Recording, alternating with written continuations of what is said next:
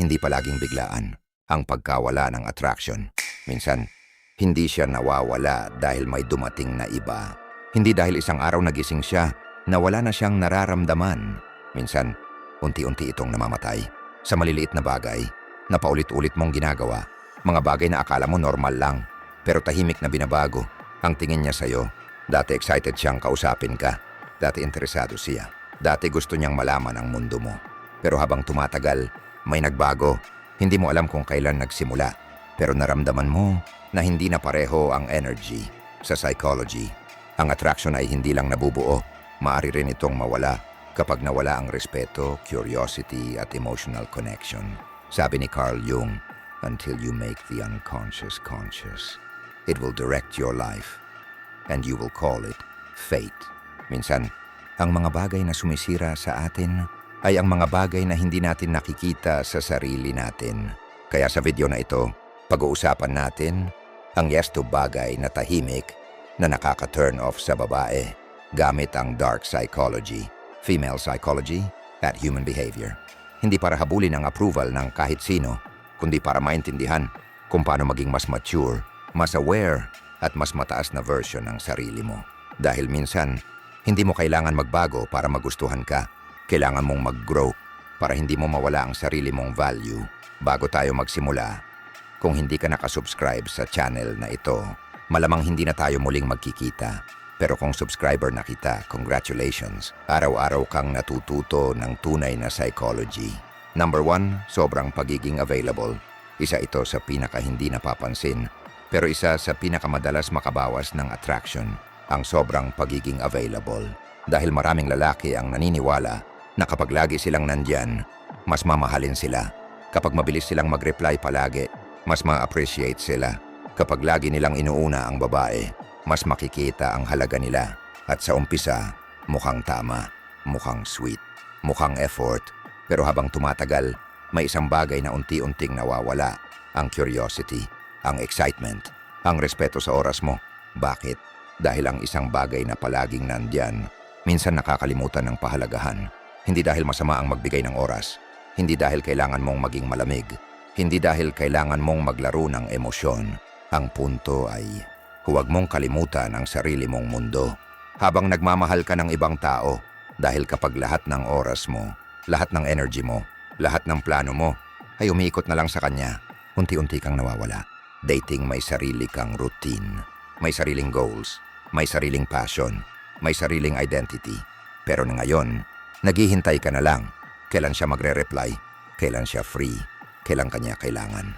At habang mas nangyayari iyon, mas lalo mong ibinibigay ang emotional power mo.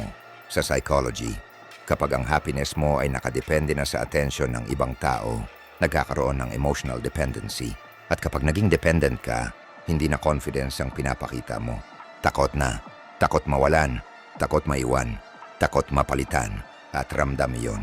Sabi ni Carl Jung, the privilege of a lifetime is to become who you truly are.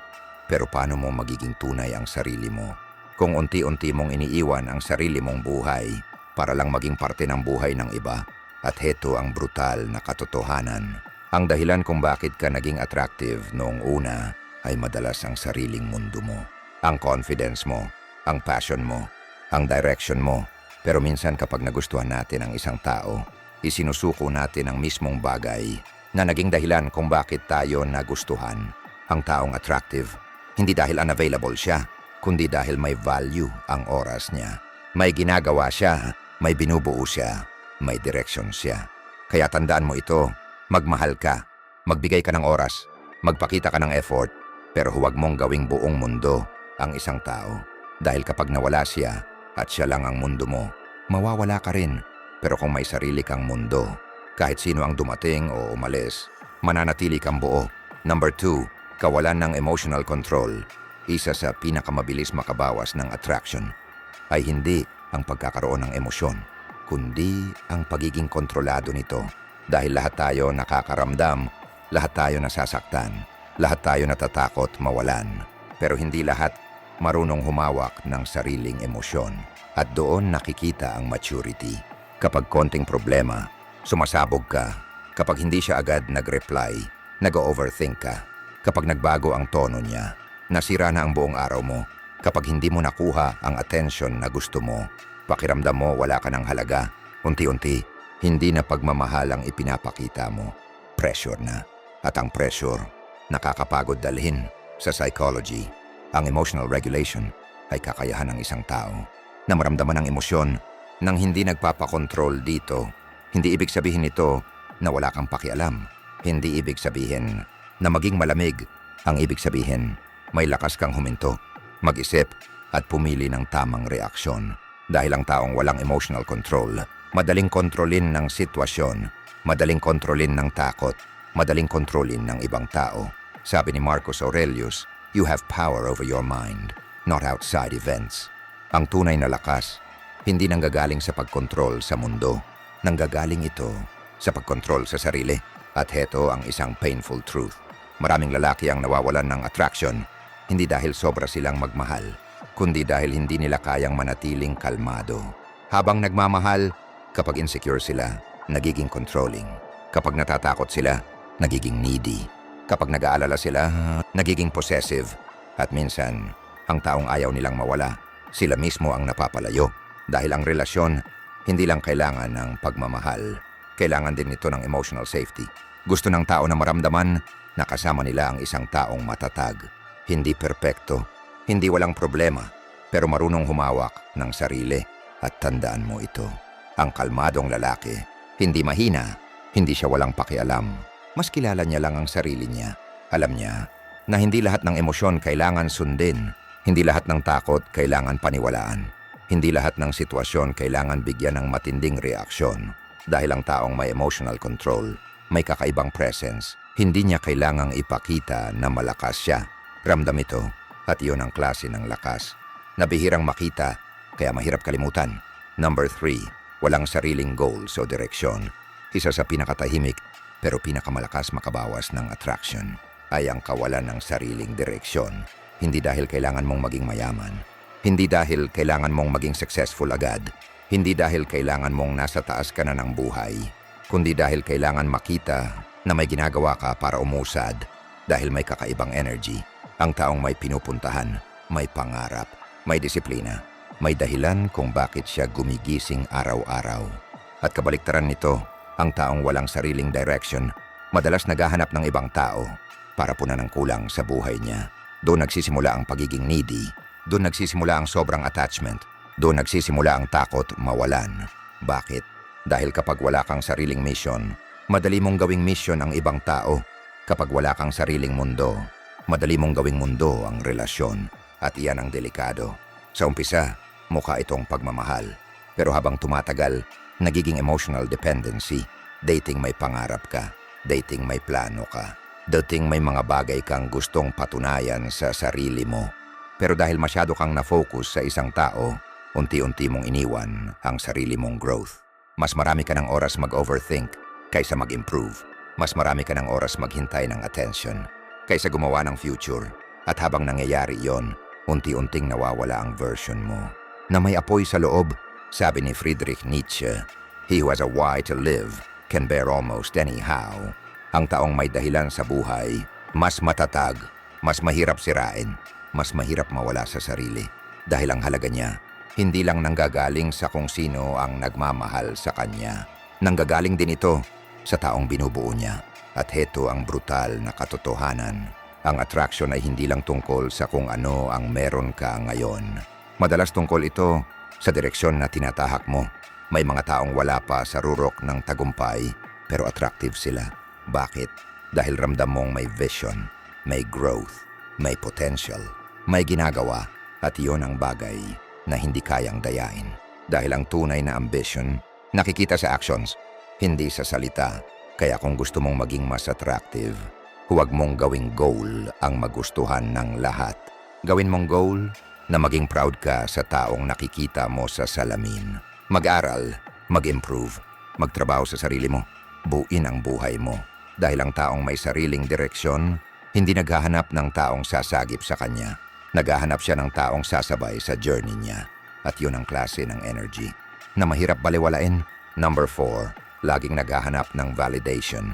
Isa sa pinakamapanganib na bagay na tahimik na sumisira sa attraction ay ang sobrang pangangailangan ng validation. Dahil hindi mo agad mapapansin. Akala mo normal lang. Gusto mo lang marinig na importante ka. Gusto mo lang maramdaman na gusto ka. Gusto mo lang makasigurado. At walang mali sa paghahanap ng reassurance minsan. Tao tayo. May emosyon tayo. Pero kapag ang buong confidence mo nakadepende na sa approval ng ibang tao, doon nagsisimula ang problema. Kapag lagi mong tinatanong, okay pa ba ako? Gusto mo pa ba ako? Mahalaga pa ba ako? Masaya ka pa ba sa akin? Hindi dahil gusto mong maintindihan siya, kundi dahil kailangan mo ng sagot para maramdaman mong may value ka. Unti-unti mong ibinibigay sa ibang tao ang kapangyarihang sukatin ang sarili mong halaga. Sa psychology, ang sobrang pagdepende sa external validation ay nagiging dahilan kung bakit madaling maapektuhan ang self-esteem. Kapag pinuri ka, masaya ka. Kapag hindi ka napansin, pakiramdam mo kulang ka. Kapag binigyan ka ng attention, confident ka. Kapag nawala ang attention, wasak ka. At sa puntong iyon, hindi ikaw ang may hawak ng sarili mong identity. Ibang tao na, sabi ni Carl Jung, who looks outside, dreams. Who looks inside, awakes. Dahil ang taong hindi kilala ang sarili, laging maghahanap sa labas, ng patunay kung sino siya. At heto ang brutal na katotohanan. Ang sobrang paghahanap ng validation ay madalas nagmumula sa takot. Takot hindi maging sapat. Takot mapalitan. Takot hindi piliin. At kapag takot ang nagmamaneho ng kilos mo, nawawala ang natural confidence. Mapapansin ito sa paraan ng pakikipag-usap, sa paraan ng pagdesisyon, sa paraan ng paghawak ng relasyon. Lagi kang naghihintay ng approval bago ka maging okay, pero ang taong tunay na attractive. Hindi ibig sabihin walang insecurity, meron din. Ang pinagkaiba, hindi niya hinahayaan na ang insecurity niya ang magkontrol ng buhay niya. Hindi niya hinahanap sa ibang tao ang bagay na dapat binubuo niya sa sarili niya. Self-respect, self-worth, confidence. Kaya tandaan mo ito, masarap makatanggap ng atensyon. Masarap maramdaman na pinapahalagahan ka, pero hindi dapat doon nakatayo ang buong pagkatao mo.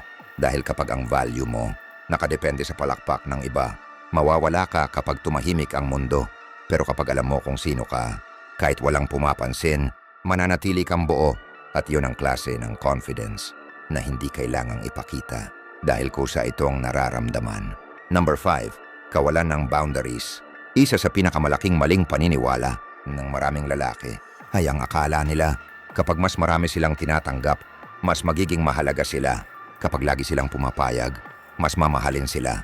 Kapag hindi sila umaangal, mas pipiliin sila. Pero minsan, ang sobrang pagiging mabait kapag walang boundaries ay hindi na pagmamahal. Unti-unti itong nagiging pagkawala ng respeto sa sarili dahil ang tunay na kabaitan may kasamang prinsipyo, may kasamang standards, may kasamang respeto, hindi lang para sa ibang tao, kundi para rin sa sarili mo. Sa umpisa, hindi mo mapapansin. Akala mo understanding ka lang, akala mo mature ka lang, akala mo pinoprotektahan mo lang ang relasyon. Kaya kapag may hindi ka nagustuhan, tahimik ka. Kapag may nasabi siyang nakasakit, pinalalampas mo. Kapag may ginawa siyang hindi tama, ikaw pa ang naghahanap ng dahilan. Hanggang dumating ang araw, nasanay ka ng hindi piliin ang sarili mo. At iyan ang delikado dahil tinuturuan mo ang ibang tao kung paano ka tratuhin base sa kung ano ang hinahayaan mong mangyari. Sa psychology, ang healthy boundaries ay mahalagang bahagi ng self-respect at emotional maturity. Hindi ito pader para itulak palayo ang tao. Ito ay linya na nagsasabi, ito ang kaya kong tanggapin at ito ang hindi na healthy para sa akin. Pero maraming tao ang natatakot maglagay ng boundaries. Bakit? Dahil takot silang mawala ang isang tao, takot silang magalit ang iba, takot silang hindi napiliin, kaya mas pinipili nilang tiisin. Pero heto ang brutal na katotohanan. Kung kailangan mong mawala ang respeto mo sa sarili para lang manatili ang isang tao, hindi pagmamahal ang pinoprotektahan mo. Takot. Takot na maiwan. Takot na mapag-isa. Sabi ni Friedrich Nietzsche, no price is too high to pay for the privilege of owning yourself. Dahil sa dulo, ang pinakamahalagang relasyon na meron ka ay ang relasyon mo sa sarili mo. At kapag sinira mo yon, para lang mapasaya ang iba, unti-unti kang mawawala. Sa female psychology, ang taong may boundaries, mas nakakakuha ng respeto. Hindi dahil matigas siya, Hindi dahil wala siyang pakialam, kundi dahil malinaw sa kanya ang sarili niyang value. Kaya tandaan mo ito, maging mabuti kang tao, magmahal ka ng totoo, magbigay ka. Pero huwag mong kalimutan, nakasama ka rin sa dapat mong respetuhin. Dahil ang taong hindi kayang respetuhin ang sarili, mahirap paniwala ang kaya niyang protektahan ang sariling mundo. At ang tunay na attractive na tao, hindi lang marunong magmahal, marunong din pumili kung ano ang karapat-dapat manatili sa buhay niya. Number 6, pagpapanggap para magustuhan. Isa sa pinakamalungkot na paraan kung paano nawawala ang attraction ay kapag sinusubukan mong maging ibang tao para lang piliin ka. Sa umpisa, akala mo gumagana. Binabago mo ang sarili mo, binabago mo ang gusto mo, binabago mo ang opinyon mo, binabago mo ang ugali mo para mas maging katanggap-tanggap, para mas maging interesting, para mas maging gusto niya. Pero habang tumatagal, may nawawala, ikaw. Dahil ang pagmamahal na nakuha mo sa pagpapanggap ay may kasamang takot.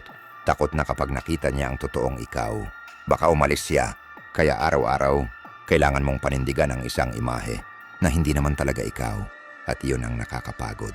Sa psychology, ang tunay na confidence ay konektado sa authenticity, ang kakayahang maging komportable sa sariling pagkatao. Hindi ibig sabihin nito na hindi ka na magbabago. Hindi ibig sabihin na hindi ka na mag-i-improve. Ang ibig sabihin, nagbabago ka dahil gusto mong lumago, hindi dahil takot kang hindi tanggapin. Malaki ang pagkakaiba. Ang growth ay galing sa self-respect. Ang pagpapanggap ay galing sa insecurity. Sabi ni Carl Jung, "The privilege of a lifetime is to become who you truly are." Dahil isa sa pinakamahirap gawin ay maging totoo sa mundo na laging nagsasabi kung ano dapat ang maging ikaw. At heto ang brutal na katotohanan. Hindi mo mapapanatili ang attraction gamit ang peking version ng sarili mo. Dahil darating ang panahon, mapapagod kang magpanggap, lalabas ang tunay mong ugali, lalabas ang tunay mong paniniwala, lalabas ang tunay mong sarili. Kaya mas mabuting mahalin ka dahil sa kung sino ka habang nag-i-improve, kaysa piliin ka dahil sa isang karakter na ginawa mo lang. Maraming tao ang naghahanap ng paraan para maging attractive, pero nakakalimutan nila na isa sa pinaka-attractive na katangian ay pagiging komportable sa sarili. Ang taong hindi desperadong magustuhan ng lahat. May kakaibang presence dahil hindi siya gumagalaw para humingi ng approval. Gumagalaw siya dahil kilala niya ang sarili niya. Kaya tandaan mo ito, mag-improve ka. Matuto ka, ayusin mo ang sarili mo. Pero huwag mong burahin ang pagkatao mo para lang magkasya sa gusto ng iba. Dahil ang tamang tao, hindi hahanapin ang perfect version mo. Makikita niya ang totoong ikaw at pipiliin niyang samahan kang lumago. Number 7, walang growth mindset. Isa sa pinakatahimik pero pinakamapanganib na nakaka-turn off ay hindi ang pagkakaroon ng kahinaan. Hindi ang pagkakaroon ng pagkakamali. Hindi ang pagiging hindi perpekto, kundi ang pagtangging matuto, ang pagtangging magbago, ang pagtangging lumago. Dahil ang totoo, lahat tayo may flaws, lahat tayo may mga bagay na kailangan ayusin, lahat tayo may parte ng sarili na hindi pa tapos buuin. Pero may malaking pagkakaiba, ang taong may pagkukulang pero gustong umangat, at taong may pagkukulang pero ayaw nang gumalaw. Dahil ang taong walang growth mindset, madalas sinisisi ang lahat maliban sa sarili niya. Kapag may problema, kasalanan ng ibang tao. Kapag hindi umuusad yung buhay, kasalanan ng pagkakataon. Kapag may kailangan baguhin, mas pinipiling gumawa ng dahilan kaysa gumawa ng paraan. At habang tumatagal, hindi niya napapansin na siya mismo ang pumipigil sa sarili niyang paglago. Sa psychology, ang growth mindset ay paniniwala na ang kakayahan, ugali at buhay ng isang tao ay maaring mapabuti sa pamamagitan ng effort, pagkatuto at disiplina. Hindi ibig sabihin nito na magiging perfect ka. Ang ibig sabihin, hindi ka tumitigil maging mas mabuting version ng sarili mo. At iyan ang dahilan kung bakit attractive ang taong patuloy na lumalago. Dahil may movement, may progress, may direction, may apoy pa rin sa loob. Sabi ni Friedrich Nietzsche, "He who has a why to live can bear almost anyhow." Ang taong may dahilan kung bakit siya nagpapatuloy, mas mahirap patumbahin dahil hindi lang siya nabubuhay. May binubuo siya. At heto ang brutal na katotohanan. Hindi nakaka-turn off ang taong hindi pa successful. Hindi nakaka-turn off ang taong nagsisimula pa lang. Hindi nakaka-turn off ang taong marami pang kailangang matutunan. Ang mas nakaka-turn off ay ang taong tanggap na niyang manatili kung nasaan siya, habang alam niyang kaya pa niyang maging mas mabuti. Dahil may kakaibang bigat, ang taong walang pangarap, walang gustong ayusin, walang gustong matutunan. Unti-unti siyang nawawala ng energy, nawawala ng curiosity, nawawala ng passion, at minsan, pati mga taong nasa paligid niya, nahihila pababa dahil ang relasyon hindi lang tungkol sa pagmamahalan. Tungkol din ito sa sabay na paglago. Ang tamang tao ay hindi naghahanap ng perfect, pero naghahanap siya ng taong willing matuto, willing umayos, willing mag-improve, dahil mahirap bumuo ng future kasama ang taong ayaw gumalaw. Sabi ni Carl Jung, "Until you make the unconscious conscious, it will direct your life, and you will call it fate." Maraming tao ang inuulit ang parehong pagkakamali, hindi dahil wala silang kakayahang magbago, kundi dahil ayaw nilang harapin ang parte ng sarili nila na kailangan ayusin. At yon ang tunay na maturity. Hindi ang sabihing, ganito na talaga ako, kundi ang tanungin ng sarili, ano pa ang kaya kong pagbutihin? Dahil ang taong may growth mindset, hindi natatakot makita ang sariling pagkakamali. Ginagamit niya ito bilang aral, hindi dahilan para sumuko. At tandaan mo ito, ang pinakamalakas na klase ng attraction ay hindi lang nanggagaling sa kung sino ka ngayon, kundi sa direksyon kung saan ka papunta. Dahil ang taong patuloy na lumalago, may kwentong sinusundan, may future na binubuo, may version ng sarili na hinahabol. At yun ang klase ng tao na hindi madaling pagsawaan dahil bawat araw, hindi siya nawawala. Mas lalo niyang nakikilala at binubuo ang sarili niya. Kaya tandaan mo ito.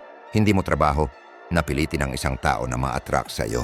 Ang trabaho mo ay maging taong nire-respeto mo mismo. Ayusin ang isip, ayusin ang habits, ayusin ang direksyon. Dahil ang tunay na attraction, hindi nanggagaling sa pagpapanggap, hindi nanggagaling sa paghahabol. Nanggagaling ito sa taong alam kung sino siya. May peace, may purpose, may respeto sa sarili. At kapag meron ka niyan, hindi mo kailangang pilitin mapansin. Ang growth mo mismo ang magsasalita. Kung may natutunan ka, i-comment mo. Hindi ako maghahabol, mag-i-improve ako. At kung gusto mo pa ng lessons tungkol sa dark psychology, female psychology at self-mastery, subscribe. Dahil dito, hindi tayo naghahanap ng validation. Binubuo natin ang sarili natin